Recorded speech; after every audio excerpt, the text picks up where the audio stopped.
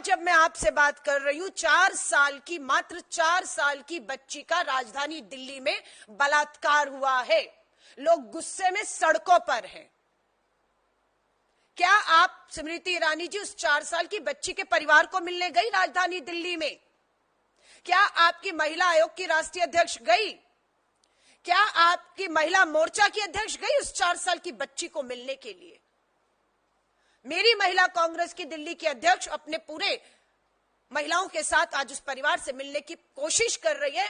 Police मिलने नहीं दे रही है। हमारा मिलने का मकसद सिर्फ एक है, परिवार को यह विश्वास दिलाना, अगर पीड़िता 4 साल की बच्ची के परिवार को किसी तरह की आर्थिक, कानूनी, किसी तरह की सहायता और मदद चाहिए, इलाज बच्ची को चाहिए, हम खड़े हैं। हमारी महिलाएं दरवाजे पर खड़ी हैं। लेकिन 4 दिन हो गए इस हादसे को हुए। स्मृति ईरानी जी, आप चुप क्यों हैं? ये सवाल महिला अपराध को लेकर हम आपसे पूछ रहे हैं, जिसपे आपने अपने ट्विटर पे किसी तरह का कोई जवाब नहीं दिया है। महिलाओं के बीच बेरोजगारी और आय में कमी, महिला बाल विकास मंत्री ने इसके ऊपर भी पूरी चुप्पी साध ली। उनसे पूछिएगा ये सच्चाई है या नहीं, जहां पर कल देश की बेरोजगारी के आंकड़ों ने इस पूरी सरकार के 10 साल के अन्याय के काल को बेनकाब किया, उसकी सबसे ज्यादा शिकार महिलाएं भी हुई हैं।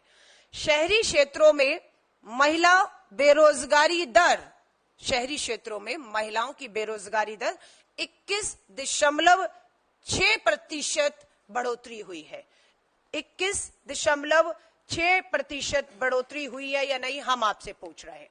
हम आपसे पूछ रहे हैं कि भारत की 50% से अधिक युवा महिलाएं, भारत देश की 50% से अधिक युवा महिलाएं शिक्षा और प्रशिक्षण के बावजूद भी घरों में बेरोजगार बैठी हुई हैं। ग्रामीण क्षेत्रों में इसका सबसे ज्यादा असर जो है वो हमें देखने को मिला। सुकुड़ता बजट, धन का उपयोग, बजट की अगर बात करेंगे तो स्मृति ईरानी जी, आपने बड़ी सरलता से ग्राफिक पेश किए बजट को लेकर। यूपीए सरकार का 5 साल का बजट पेश करती है वो अपने ग्राफिक्स में, और बीजेपी सरकार का 9 साल का बजट। स्वाभाविक है, हमारे 5 साल के बजट के मुकाबले आपका 9 साल का बजट अधिक ही लगेगा। अगर आप में थोड़ी ईमानदारी होती तो आप यूपीए के 10 साल का महिला बाल विकास का जो बजट है सरकार का, वो पेश करती और अपने 10 साल का पेश करती, ना आप ये बेईमानी करती कि हमारा 5 साल और आपका 9 साल का बजट पेश हुआ। अब बजट की हकीकत यह है कि अगर आप देखेंगे, महिला बाल विकास बजट 20.7% की बढ़ोतरी करता रहा, कभी भी कम नहीं हुआ इन 10 सालों में।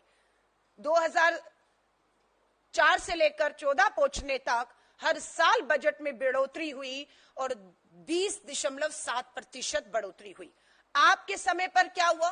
कुल बढ़ोतरी मात्र 3.4% आपके बजट में बढ़ोतरी हुई। अंत में अगर हम देखें कि हमारे कार्यकाल में 2013 और 14 में कांग्रेस के अंतिम जो कार्यकाल था, कितना बजट था? आज हम कहते हैं कि आपके बजट से, आज आप जो बजट 23-24 का है, हमारा बजट उससे 5,000 करोड़ अधिक था।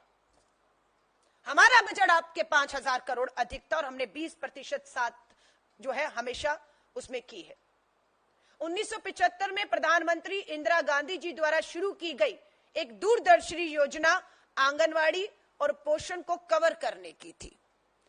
आंगनवाड़ियों को लेकर इन्होंने कहा 50 लाख रुपए का हमने आंगनवाड़ी जो पीड़िता थी, जिनकी कोविड के दौरान सेवा देते हुए मृत्यु हो गई, 50 लाख बीमा कवर। स्मृति ईरानी जी, यहां पर आप कोरा झूठ बोल गई।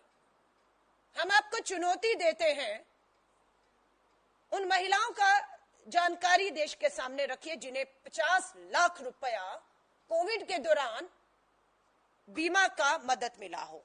सच्चाई यह है कि 22 जनवरी 2022 को पार्लियामेंट में जब आपसे सवाल पूछा गया कि कोविड के दौरान कितनी हमारी आंगनवाड़ी बहनें या हमारी जो दूसरी बहनें हैं कार्यकर्ता, हमारी जो है उनकी मृत्यु हुई, उनको लाभ मिला। तो सच्चाई ये आती है, government has no data on anganwadi worker who died due to कोविड-19। ये तो स्मृति ईरानी जी आपने कहा था, आपके पास किसी तरह की कोई जानकारी और डाटा है ही नहीं। जब आपके पास कोई जानकारी नहीं थी, कोई डाटा नहीं था, तो किन लोगों को आपने 50 लाख रुपया कोविड बीमा कवर दिया है?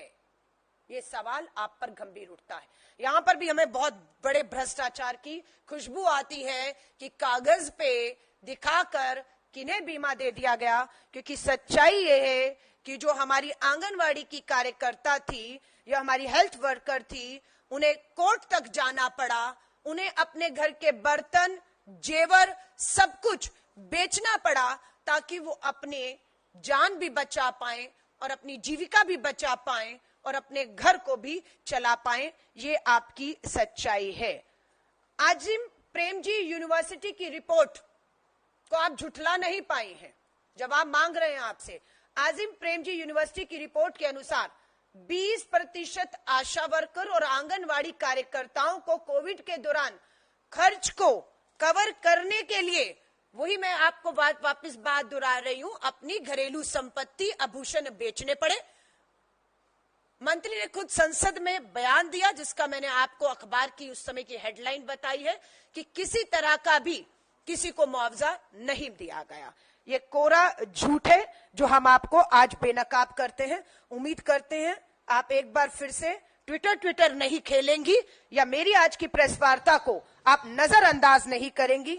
आपके पास समय ना हो तो उम्मीद करते हैं आप अपनी महिला मोर्चा की अध्यक्ष को बिठाकर इन सवालों के जो हम आपसे आवाज उठा रहे हैं उसके आप हमें जवाब दे पाएंगी।